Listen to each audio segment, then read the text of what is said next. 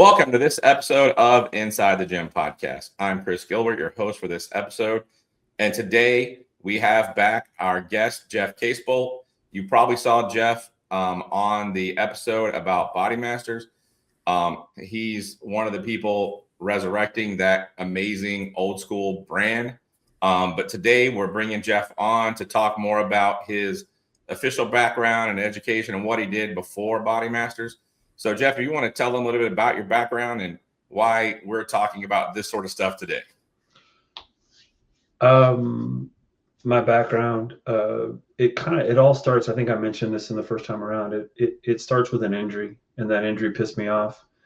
And it pissed me off so much as I went through the surgical process. I had an ACL reconstruction, found this thing called the library, found out that there's periodicals, got interested in learning.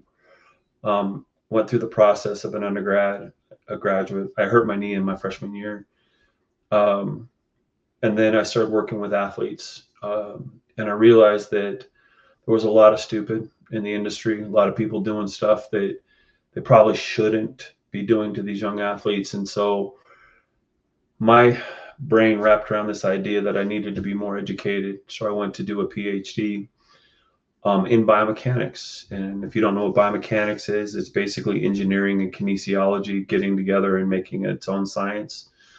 I was the guy putting people on all spandex and reflective markers and EMGs and accelerometers and looking at kinetic and kinematic variables, or the combination of.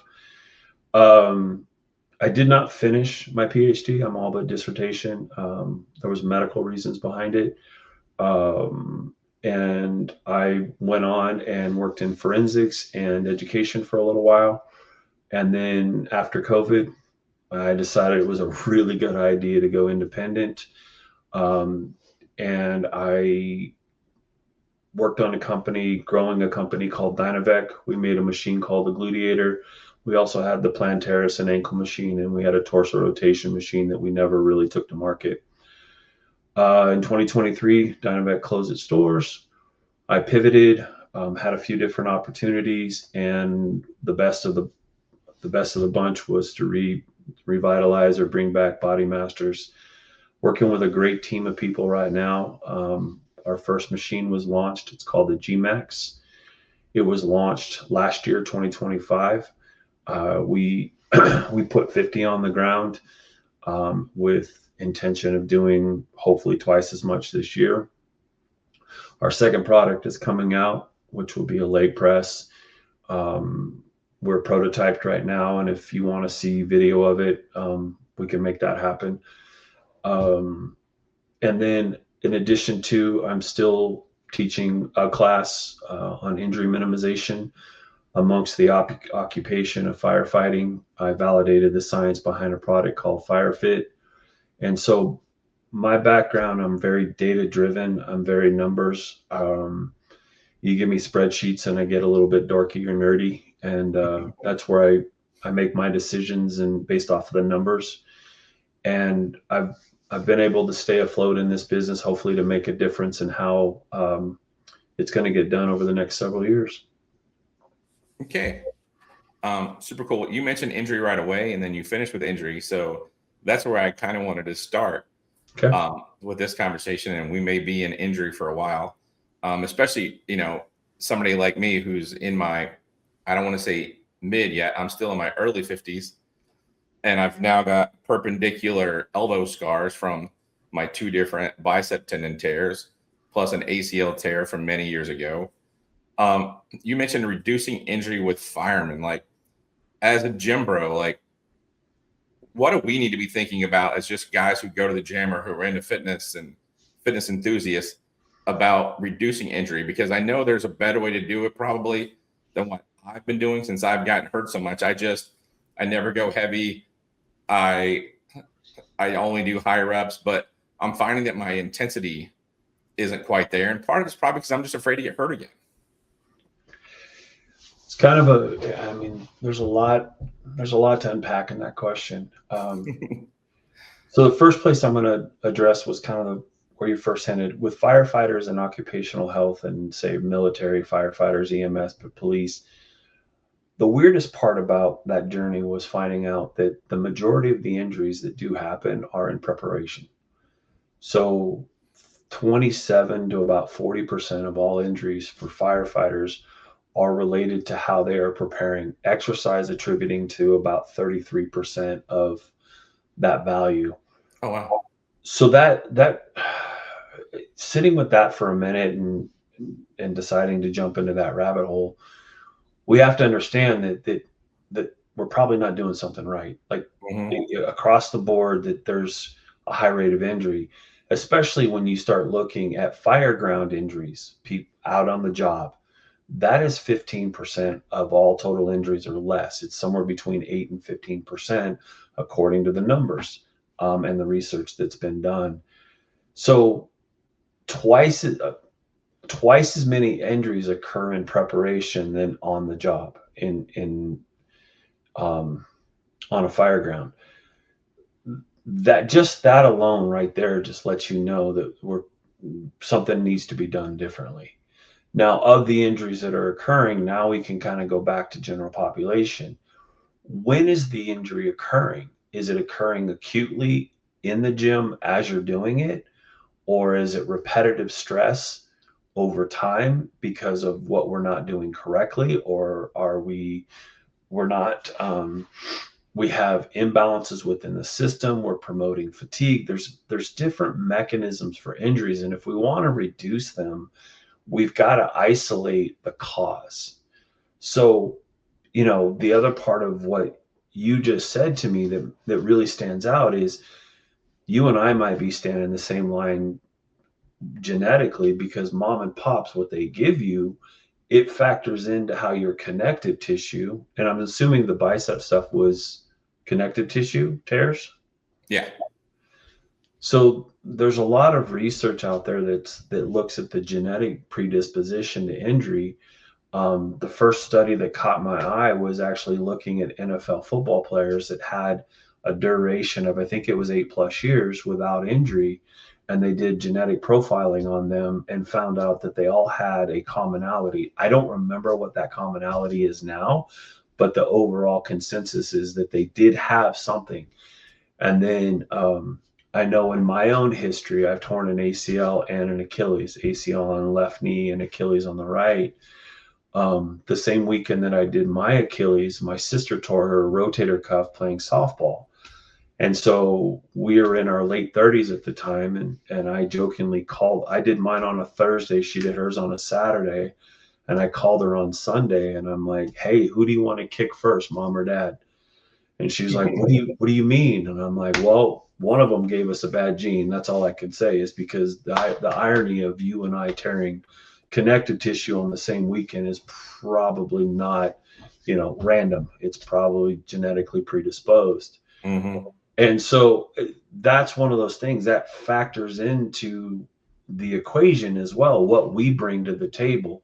So it's not just a linear, if you do this, it's very multifactorial.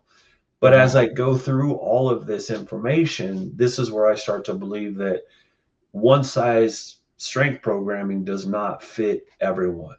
And we have to take into consideration now we have to identify and exploit the variables that we're programming. How do we move somebody closer to their level of fitness or strength or whatever it happens to be? Does that make sense? Yeah, 100%. Okay. Yeah, so figuring out like what works best for people individually based on like their own like limitations of their own genetic makeup, or what, like, to get into that a little bit further, how would a coach or a trainer even start to figure that out? I think that you got to wade into the shallow, and that's what I believe. And I think, like, I always see this with like fall sports, right? The way the NC2A or the way things are set up, you only have a certain amount of hours with players over summer. You see a huge rate of injuries in fall sports. Soccer, football, volleyball are probably the three that I flirted with the most. But what you see is these strength coaches who realized real quickly that their athletes did not do their summer program. Like, it's pretty obvious right off the bat, right? So once they realize this, they try to make up for lost time. And so, is it the athlete's responsibility? Yeah, 100%. I'm not going to deny that. But then the strength coach puts the pedal to the metal, proverbially, and tries to get this athlete to a level so the coach won't have an issue with their lack of conditioning. And therefore, who loses in that proposition? It's usually the athlete. So, per their neglect, now they're trying to make up for lost time, and then they put themselves into a place where their injury rate, probably the potential for injury, goes up. Yeah, and I think there's some sort of a balance, and that's where I'm trying to find now, is like the balance between really going hard and being able to stay in the gym. Because getting injured sucks, and it takes you out of the gym for weeks or months. Like, like I didn't miss a day. I missed a week, I think, on my last bicep tendon tear, but I was in the gym after a week doing leg days. But because I was doing so many leg days, I end up like my lower back started getting really sore because I was just doing leg day after leg day after leg day. I wasn't really getting my leg days rest because I wanted to stay in the gym. So I think like there's got to be a balance between like how hard you can go in the gym and staying in the gym. So there's a very simple, very crude, very simple SRA, stimulus, recovery, adaptation. And stimulus has to be across a threshold, a physiological threshold. Each and every single person that we work with has their own level of what that threshold is.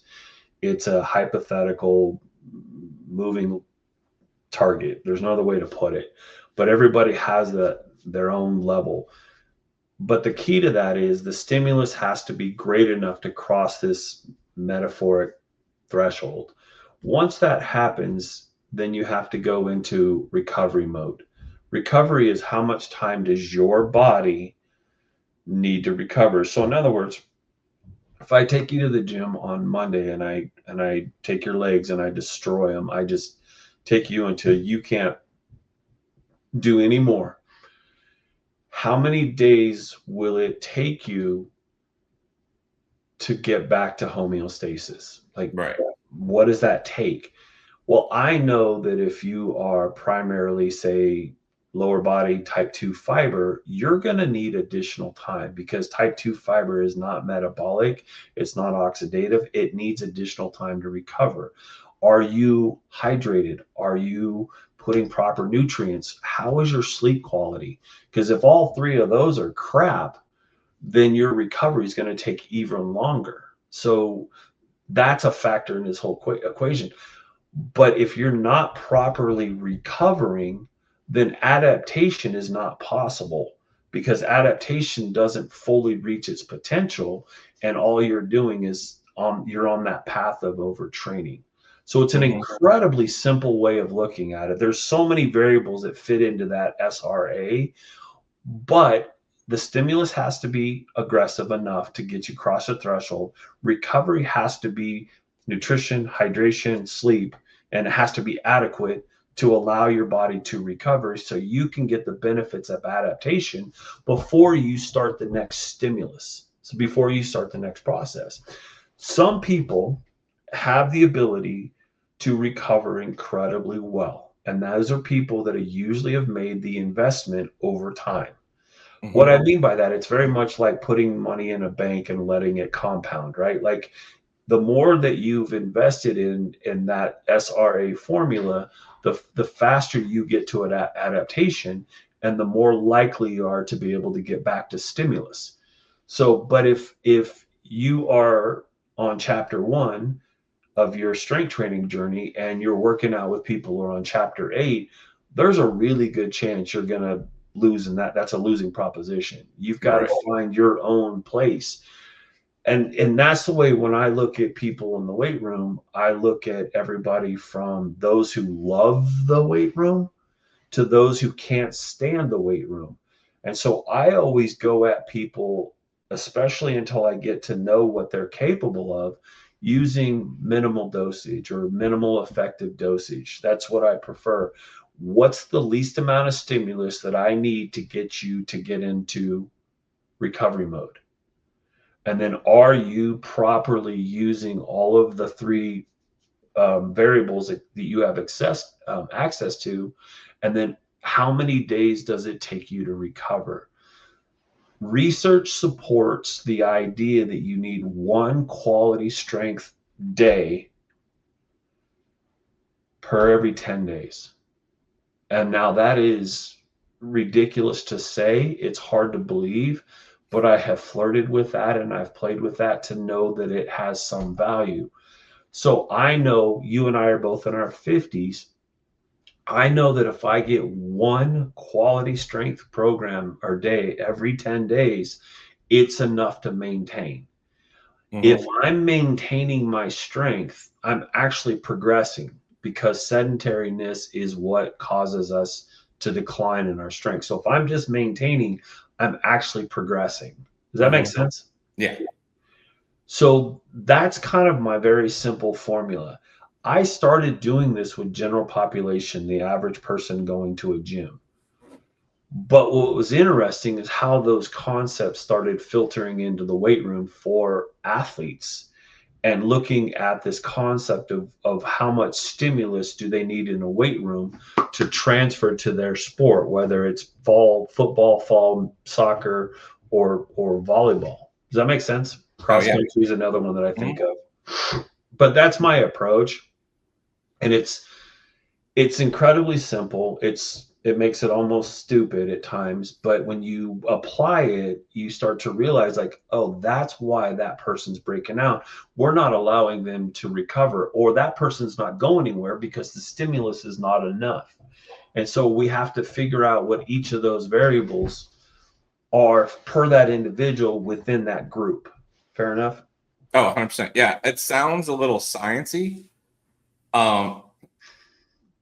Which brings me kind of to my next question. Like, there's been a bunch of talk lately about like science-based lifting versus bro science. Like, and you and I have had this conversation, but I thought it'd be great to talk about it here. Like, what is your take on like science-based lifting versus like bro science? This is another one of those loaded questions, and I realize it's incredibly timely because this debate's been going on for the test of time. Like, you know, the inception of strength training in and of itself. Who do we listen to? So who is the authority in the profession? Who has their proverbial poop together, right? Like, who is it that makes the most amount of sense? And trust me, I've been down this rabbit hole many times. Like, who makes the most amount of sense when they speak? And I will admit, I'm self-confessed, I'm a man of science. I've been in the laboratory, we've done the research, we've done the lifts, we've done, EMG analysis, kinematic analysis. I've done all of that. And so I was on this high horse that my opinion somehow mattered more. And I'll be honest, 100%. And then, so I was on the science side of stuff, right?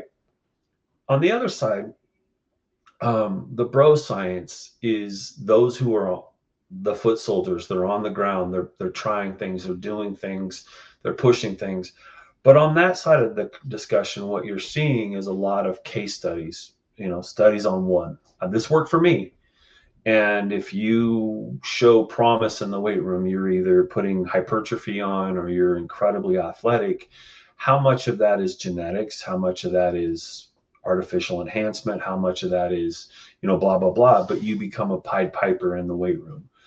So now if we're going to compare bro science and laboratory science or actual science or whatever we want to call it, each has its own flaw.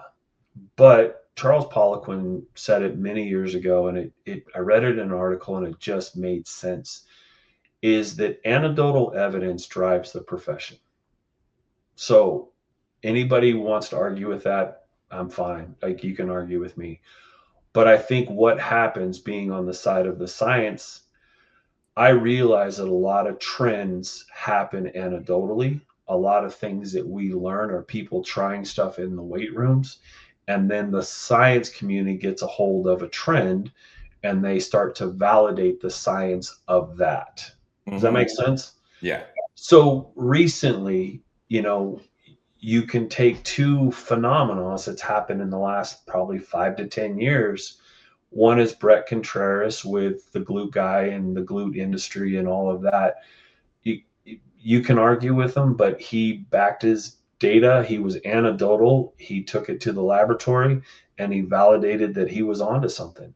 And I support him for what he did. He and I don't always see eye to eye in how to do things, but that's professional courtesy. And I respect what he's done because he has significantly changed the plight or the direction of strength training from his inception when he started. So like I said, he was anecdotal and then found some things, and then he took it to the laboratory himself. So anybody who wants to argue, like, that's probably how you influence this profession adequately. The other one that's interesting to me is knees over toes guy. And if you don't know who that is, go look him up. But interestingly, his is anecdotal. And when I did get a chance to speak to him, he was not interested in the science of it. He was a case study of one, but he makes a lot of sense to people and from what I understand, from what I've researched, I may be wrong or off topic right now, but from what I understand, he's made enough of an impression anecdotally that he didn't need the science to change the industry.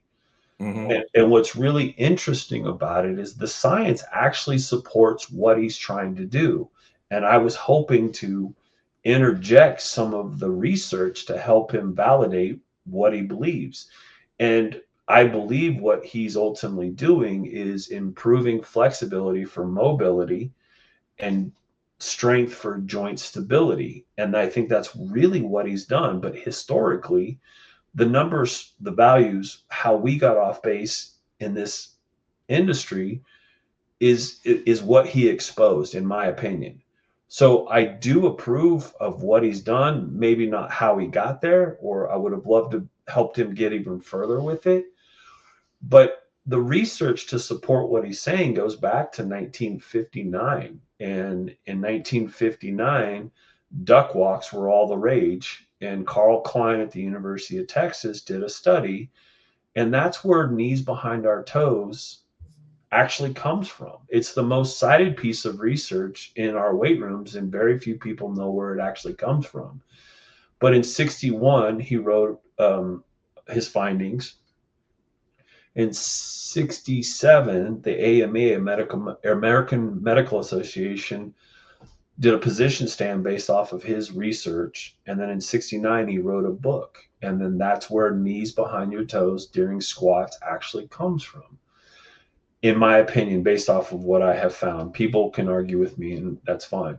So that was anecdotal evidence going to the laboratory, and then the findings actually support going forward. What's interesting is the interpretation of the data. From what I can tell, there's not a biomechanical study that has been done since Carl Klein's initial and the AMA's follow-up that supports their conclusion. That's the bizarre thing. And so going forward, there's the science side of things has its own flaws. And part of those flaws is it's human error. We have the peer-reviewed process. We have egos, because people in academics tend to have very territorial. They don't want to be told they're wrong, and they don't want to truly follow the science of something. Please laugh. And going forward, there's a whole process where the science is just as flawed in this profession is anything that the bro science is saying anecdotally. So the bottom line is we as individuals have to arm ourselves with enough knowledge to go, okay, that makes sense, and this is why. But I can walk through study after study of how the peer-reviewed process or the academic side has its own flaws. For example, strength training. Almost every study is done on novice 18 to 22-year-old college students who work for pizza. And so if you give me a novice and I introduce a novel exercise, you're going to get benefits. Mm-hmm. So does that extrapolate out towards advanced level? No, it does not. That study is limited to a very small sample or population at that point. So we have to take academic research with a grain of salt. What is going on? So if the study is greater than 16 weeks, I pay attention. If the study is done on experienced or expert lifters, I pay attention.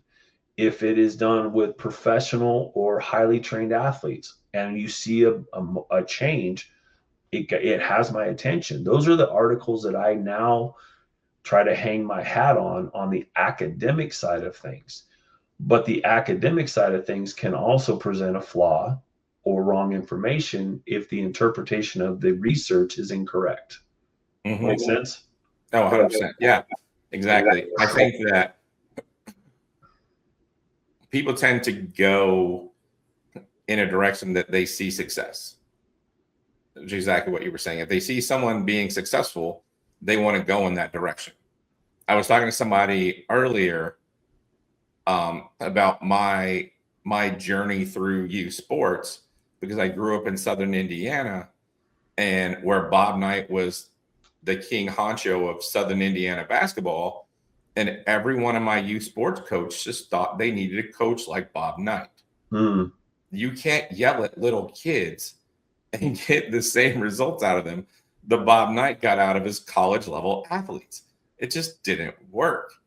But I think from a strength standpoint, we're seeing a little bit of that. Like, one of the biggest topics I'm seeing nowadays from people that I know in the industry, and the people are really like starting to turn heads, is that for the longest time, Ronnie was king, and everybody thought they had to train like Ronnie. And I'm not taking anything away from Ronnie. Ronnie is and always will be like a beast. That man, just no one can take anything away from him. But now people are seeing Jay Cutler and what Jay Cutler did, and they see Jay Cutler now, and Jay Cutler looks like he just stepped off the stage like last week. You know, he's still perfectly healthy, perfectly, so, and that Jay and Ronnie had very different training styles. And I think that people are starting to like think about that. And there's a lot of science that's been done behind that as well. So I think they need to work hand in hand to some degree, and it shouldn't be such a fight. Yes. The answer is yes. And you have to figure out. So I'll give you a real quick story of where this worked for me. When I was working in forensics, I was unfortunately put on a case that was shaken baby syndrome. And diving into the literature and developing the opinions to support and argue against the opinions that were flying around in this case, I went to the history of shaken baby. When did it start? How did it start?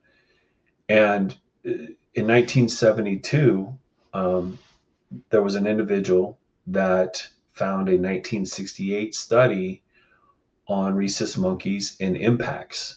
And the results in his mind were similar to what he was seeing in these radiographs. And he wrote up a full-on discussion of shaken baby syndrome, where as a result of a whiplash effect on the child or infant's head. And so a neck issue kind of thing. What was interesting is that opinion stayed true from 72 to 87. And in 1987, someone finally did a true biomechanical study to either support or refute the findings from the 72 discussion. It turns out it didn't. But what was weird is it's a voiceless crime. The infant cannot speak for themselves. And so there's a lot of passion, and there's a lot of really angry people as a result of this type of injury. So that 87 opinion is never surfaces. You got to go dig for it. Mm-hmm. And so what's really fascinating, I know this is kind of a long way of saying this, but the initiation of shaken baby syndrome in 72 still carries weight today. And it's been refuted for almost, 40 40 years. years. So when we're there, to me, it's like when we squat, the knees over toes or knees behind toes, that's from the 60s. Now we're talking about a 60 plus years, and that is still discussed in our weight rooms today. So the initiation of a concept is hard to circumvent when confounding evidence does not support the initial views. And so that's kind of where so with people, it's like, okay, where did you hear that? Where did you learn that? Why do you believe that? And so, like, if you go back to the Gmax and also the gluteator, I had people literally tell me you cannot strengthen your glutes if you're sitting on them. And I'm like, here, hold my beer. Like, give me a second. Like, I'm going to validate that what you just said is incorrect. I know you believe it, but I can't help you because you're not willing to consider a different option. And there's an interesting theory that I have found, and I've kind of thrown it around, but it comes from a gentleman in the 1950s. And it's basically, it says, I'm just going to read this quote to you. The more you invest in a set of beliefs, the greater the sacrifice you make in the service of that conviction. The more you resist, you will be to evidence that suggests that you are mistaken. You don't give up, you double down. And so some of what we're fighting is human nature, because we're trying to educate people who don't want to be educated. They believe what they believe. Mm-hmm. So if we try to prove or show that what we're saying is contrary to what they're believing, they're not only not going to believe us, they're going to go deeper into their conviction. And I just was like, oh my God, when I found that, I was like, that makes so much sense. And now, granted, this is geared more towards religion and spirituality in that direction. But in my mind, it made sense in what you and I are trying to do. Is like, if that works for you, then do it. Mm-hmm. So I always tell people, find physical activity and then figure out how to minimize injury potential. Yeah. What does that look like? And once you introduce the minimization of injury potential, a lot of I'm just going to say it the way I think, and I apologize if I offend anybody. A lot of the stupid goes away. A lot of the stuff that we think we need to do starts to minimize because we're not training to injure ourselves any longer. We're actually training, like you said, to like a Jay Cutler in the sense of like that he's still functional and moving, and but genetics factor into that, recovery factor. There's all the things that we started this conversation off about. And so most people go into exercise for health related reasons. Right. The weirdest part about that is most people that do that end up injured. So can we just pause for a minute, step back and say, how do you continue a physically active lifestyle for the longevity of your life? Because I know exercise, strength, mobility, blah, blah, in your 70s, 80s, and 90s still works at that age. The results are tremendous. Mm-hmm. So how do I keep a 30-year-old to stay physically active for the next 60 years? And as I used to tell my personal training classes, go sell that, because that's what you're trying to do right now. You're trying to sell that concept. And it's virtually impossible. So how do we improve our longevity? Well, it has to do with anecdotal evidence and decisions. It has to do with a little bit of the science background and understand where the injury rates come from and how do we minimize those. And then it's just pure persistence after that. Yeah. No, that makes tons of sense. And to kind of go back to two things you said, I think that You were talking about like people doubling down, like on both sides of the fence. If you're talking to a bro in the gym about the way they lift, they're going to double down on whatever side of the fence they're on.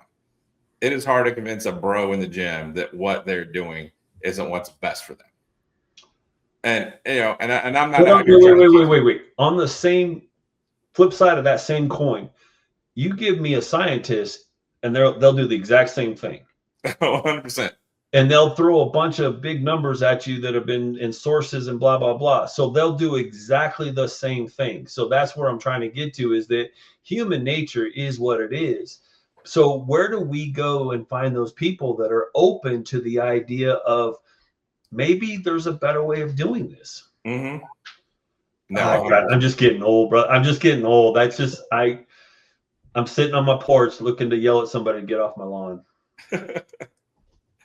No, I get it. Like I've become friends with Gary Jones, and he has some really interesting concepts like about the way that we work out and the way we lift and the way that we exercise. And hopefully one day I'll get him on a podcast and let him share some of his thoughts. But he has some really interesting thoughts too about that. And so the other thing I wanted to get back to, you mentioned flexibility. So flexibility is on the health related components of physical fitness. And there are some people out there that have literally written articles to have it removed from that list. So the really weird part about flexibility is there's probably 10 to 12 different ways to stretch. The really weird part about flexibility is I look at it in terms of improving mobility. So what I mean by that is mobility can be strength training under load through full range of motion, controlling the proximal and distal ends of the movement. And if you move within that distal end or that proximal end of the movement, you will find that you have more influence over joint range of motion using strength training than flexibility. However, if you're strength training and you're bouncing or creating a stretch shortening cycle or a myotatic reflex at the distal end of the movement, you're going to create a protective mechanism, and you're going to probably decrease your range of motion. So it just depends on what you believe. Every single person, not all, but most, when they finish their workout, they do not do cool downs. Static stretching should be done as part of a cool down. It is not, but it is recommended. Dynamic warm up or dynamic flexibility is advised to do prior to. Some people do that. So probably the most neglected component of physical fitness that we don't use is flexibility. But I can tell you that if you start to lose range of motion within your joints, you will develop compensatory movement patterns, mobility will decrease, and injury rates will follow shortly thereafter. And especially if you are a physically active person in an occupation like firefighting, police, military, EMS, all of those kind of are subjected to and have been studied the most. Yeah, flexibility is something that I need to spend more time on. Like, it's because it's just, I hate it. Like, I would go to the gym. I hate cardio like a passion, but you will find me running before you'll find me stretching. And that's crazy. Like, I know it's good for me. And it's not like it's strenuous or like, it's just, have you ever tried to hide flexibility in your workouts? No.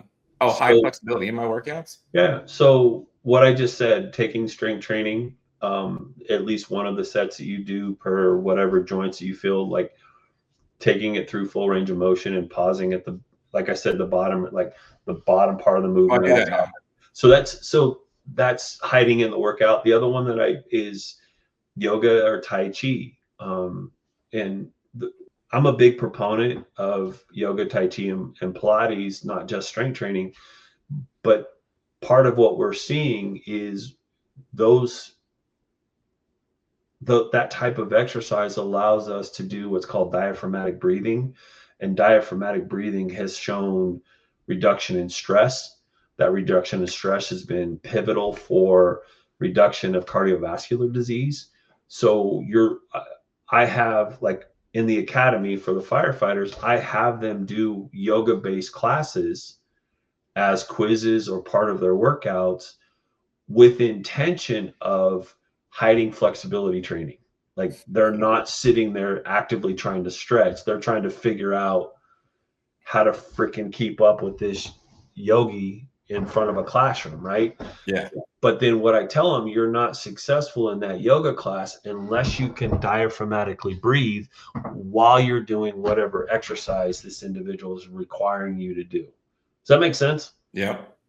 And if you do it, I mean, classes on the internet, you can jump on YouTube and find 50 classes in a minute, right?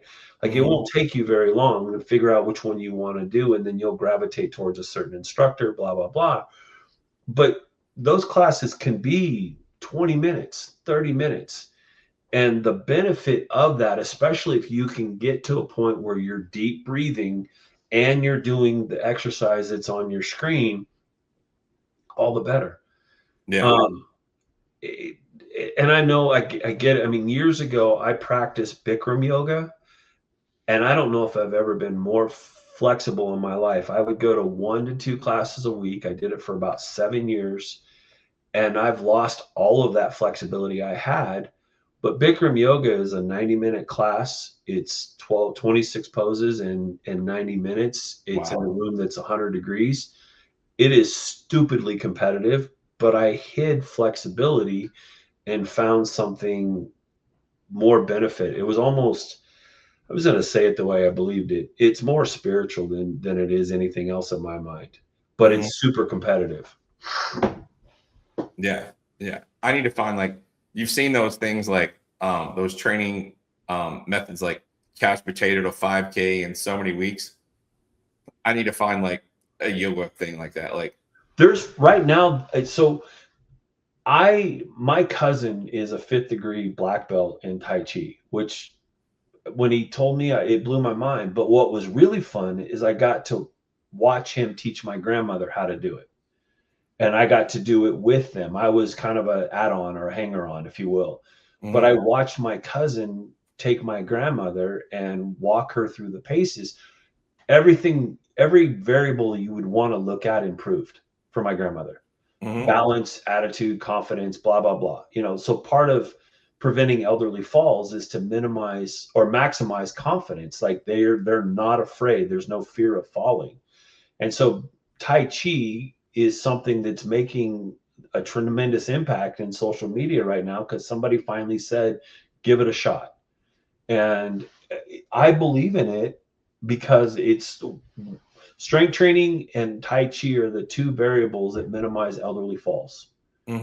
We still have 4 or 5 more years of the baby boomers turning 65 plus. 72 is the cutoff age, or 72, 74 is the cutoff age where we start to see detrimental falls. So we're going to have another 10 years beyond 2029 that will have elderly falls will have a significant impact. Yeah. And what we'll see is by 2030, almost 22, 23% of our population is going to be 65 plus. Wow. So we got to spitball ideas of how to change those parameters, because, if you look at the costs of elderly fall mechanics in, say, your county or your city, you start to realize that's a big number. It's incredibly expensive. And I'm not blaming the elderly on this, because a fall happens, and I get that. But the reality is the services that require, the quality of life, the quantity of life, all start to change radically as a result of that fall. Right. No, 100%. The only thing I was going to talk about else was I was going to get into body mass a little bit with you, but you kind of answered that at the beginning. So when do you guys expect to have that leg press like rocking and rolling? So mechanically, I'm real happy with it. We we put it through some modifications. We've we're prepared to make 10 of them. We've got a couple of tweaks that we're still working on.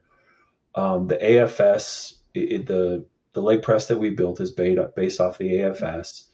Um, we made it wider. I'm 6'3" and mostly legs, and so maybe I was selfish in influencing the design of it, but ultimately it became a really nice piece of equipment. It just did. There's a couple of things that we've got to iron out, and it'll go into production here pretty quick. We're going to make 10 of them, just because it's such a beast. Mhm. And we want to get, a couple rounds on the ground like we did with the GMAX, where we've got people that have high IQ with strength equipment to put it through the ringer, um, and go from there. The second round or the third round of GMAX, we're taking orders right now. Matter of fact, I just got a text a few minutes ago, with confirmation. I'm a big fan of that machine, obviously, so because I had a lot to do with, um, the science of it, trying to bring it to market, Right. using the science to validate you could work your glutes if you were sitting on them. Please laugh. Um, and at the time when I did the initial research for that product, you know, we were in the ass to grass range. We were Squats are king for glutes, and unfortunately or fortunately, depending on how you look at it, Contreras's journey has questioned that. Our research kind of questioned that. The Yeah. machine has absolutely put us in a place where I think the machine is therapeutic. The best way I can describe the machine is the G Max to your glutes is like a leg extension machine to your quadriceps. It gives you that same isolated strength. The thing I love about the G Max is I can target your glutes without putting force or excessive load through your low back or your knees, which are probably two reasons why most people stop, using squats or leg presses or the compound movements, because they're not targeting their glutes anymore. And then, as we age, when was the last time you went for a full sprint, like high speed running? When was the last time you tried to jump for height? Like, these are things we don't do after a certain age, right? Hmm. And so both of those movements, glutes play a role in them. So if we're not jumping and we're not sprinting, how are we getting glute strength? And that's the part that's really interesting, is that I honestly believe, in my professional opinion, that the Gmax plays a role in targeting a muscle that needs to stay stimulated, taxed, whatever word you want to use, for the duration of our life, and it'll play a role in elderly fall minimization, in my opinion. Hmm. No, that makes sense. Yeah, that makes a ton of sense. But actually, that brought up something that we hadn't talked about that I did have in my notes that I totally sloshed over. So if you thought we were about to be done, we're not about to be done, if that's okay. Fair, go.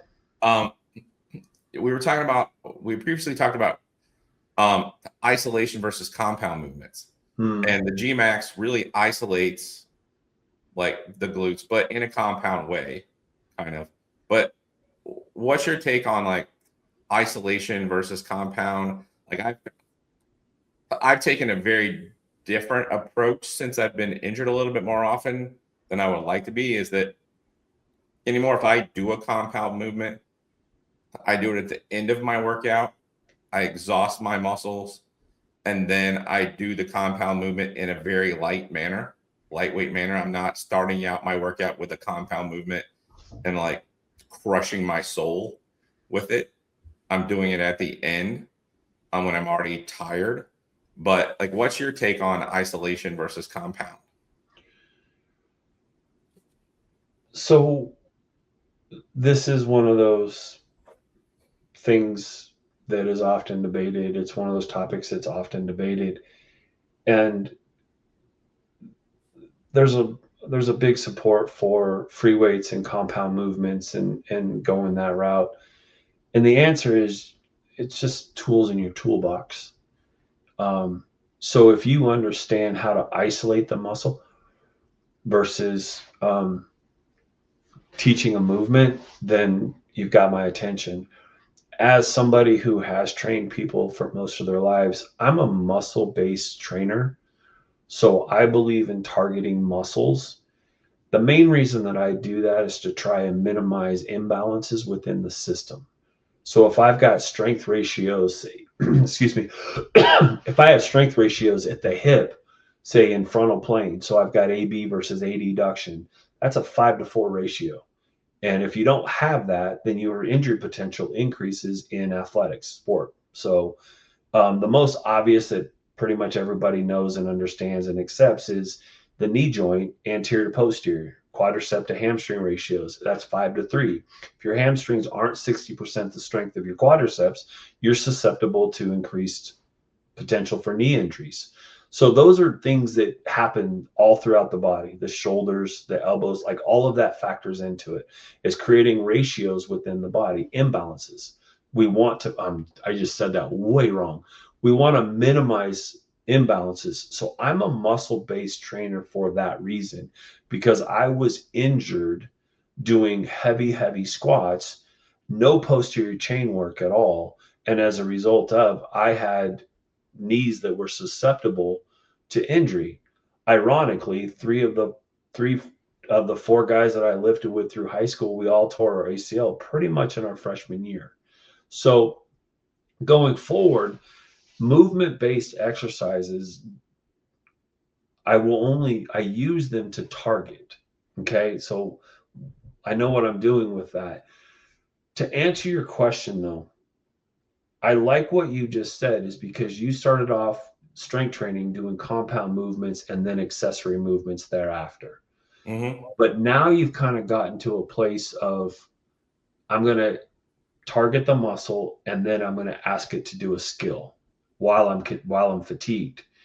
That tells me that you have invested in your strength training program, because a novice probably would not do well because their form would probably break down under the fatigue conditions. Is that fair? Yeah. So this is my rabbit hole. This is where I went with this. If I do all accessory lifts, 100% accessory lifts, and I do no compound movements at all, does my body know what to do with that strength? Do you understand what I'm asking? Right. Say it again. They're probably not the same. So what's interesting is, so I did this kind of as an anecdotal study, but I also had some people do it with me. So we got really strong at the accessory lifts and didn't squat a compound movement for several weeks. It was actually 6 months, almost 6 months. And then what we did was we did extensions, curls, AB, AD adduction, and calves. And so we did accessory lifts. And then we looked at how did that affect our squats. So my own journey, my squat ended up being near my all-time max. And I did no squatting. So the transfer to the movement was because my body knew how to squat. Okay. So when you go and look at like West Side Barbell and you look at their ratios, how much time do they spend on the lifts and how much time do they spend on the accessories, the complementary exercises? And there's different versions of when you are in a cycle, but they're usually somewhere in that 30, 70, 80, 20 range, right? That's usually where they're at. That tells you that they're strengthening a muscle to transfer to a skill. The skill they know how to do, so they know how to access the strength that they've gained using the accessory lifts. So that is part of the discussion. The other part of the discussion is when you look at the role of the muscle. So their agonist muscle, which is primary, there's the antagonist, which is the opposition, and then there's synergistic muscles that support the agonist in the movement. Synergistics are just helpers. So when you go into compound movements, you use more muscle mass versus a isolated exercise, which is going to target mostly the agonist muscle if the machine is used properly. Mm-hmm. So that is often the discussion, is the amount of muscle that's activated. And you're right. Like I can't argue that. That's exactly what's going on. But what's interesting is when you start looking at that isolated strength, say on a machine versus a dumbbell chest press versus a machine chest press, you start looking at the activation of it. It's interesting because they're similar, but they're different. Mm-hmm. And when you play with that, you realize now we're looking at what transfers to how you want to use it. If you're a pitcher, a quarterback, a volleyball player, an overhead athlete, where you're up here, well, chest strength matters because it's about joint stability. And then that's where you have to find out what works best for you. I will always work from accessory movements to compound movements in teaching a novice. But I'm like you now, it doesn't matter where I throw them in the weight room because my body knows how to organize the neuromuscular stimulus and utilize that strength gain. Does that make sense? Is that making sense? Oh, it's 100%. Yeah, for me, it's also kind of a systematic thing Mm-hmm. where, like, if I do it at the end, more towards the end of my workout, I can go lighter weight and not have the shock to my system of having to do a really heavy weight. Does that make sense? Yeah, it does. And that's I think that's part of smart programming. And because what we're trying to do is that what you're talking about, it brings us back to the beginning of the conversation. We're talking about that mythical, magical threshold. You know that if you go through all of these other lifts, that you're going to cross that threshold during a skill development or Mm-hmm. a movement-based exercise. And I appreciate what you just did. I mean, you literally took this conversation full circle. And understanding that your threshold is now lower because you're already kicked your butt a little bit in the weight room, and now you can get to fatigue. So when I use like the Gmax, for example, one of the things that we tell people to validate that it's of its significance, I'll take you through a full workout and you'll destroy your legs. I can still throw you on a Gmax and get a lot of reps out of you. Mm-hmm. With a fair amount of weight. And the reason is very rarely on leg day do we tax the glutes to their physiological potential.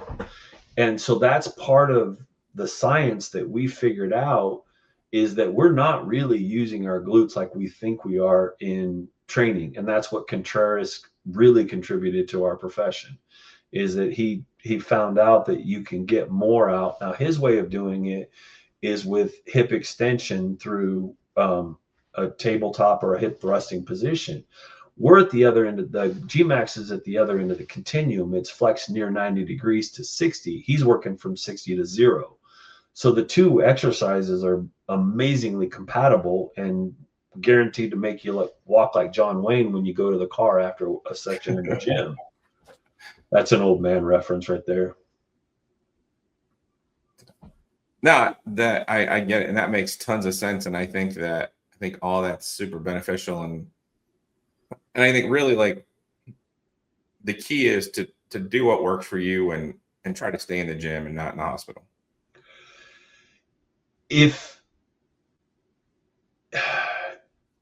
When people are injured during strength training, the chance of seeing them again is significantly diminished.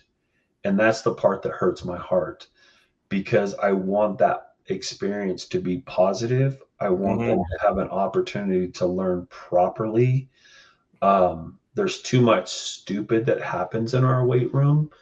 And my passion is to create opportunity for people to be successful so that they can practice strength as a medicine for the remainder of their life. Yeah.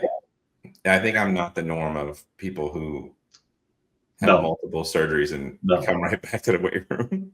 Based on our conversations, I would say you're 100% correct. So, but I didn't have anything else. I appreciate you coming on, and we'll definitely do this again. Absolutely. All right. Thank you. I appreciate it. Thank you very much. If you enjoyed this podcast, please hit the like button and subscribe to our channel for more great content.